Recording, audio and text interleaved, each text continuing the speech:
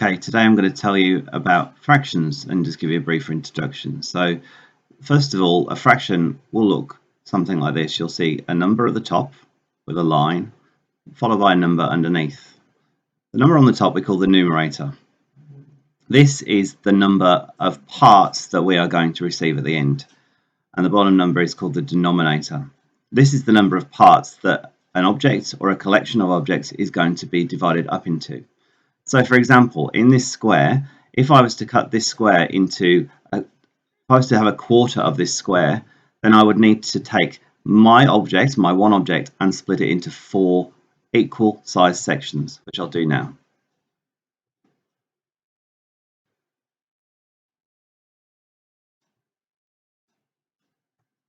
Now, if I was to be receiving 1/4 of this square, then I will now receive one of those parts. So I would receive just one of the 4 sections that we have cut out.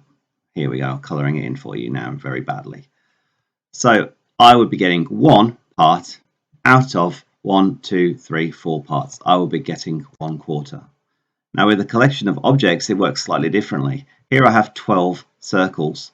If I was to cut this into quarters, we would consider the whole collection as the one whole, and I would need to split it into 4 equal groups, which I'll do now.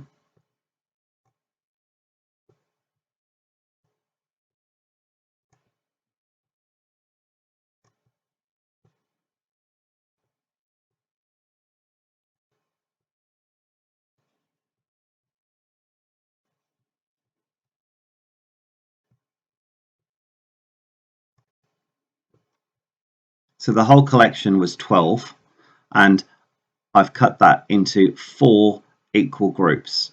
There's a 1 group, 2 groups, 3 groups, 4 groups. If I was to receive one of those groups, then I would be receiving 1/4 of 12, and 1/4 of 12 would be this here. So 1/4 of 12 would equal 3. Thanks for listening.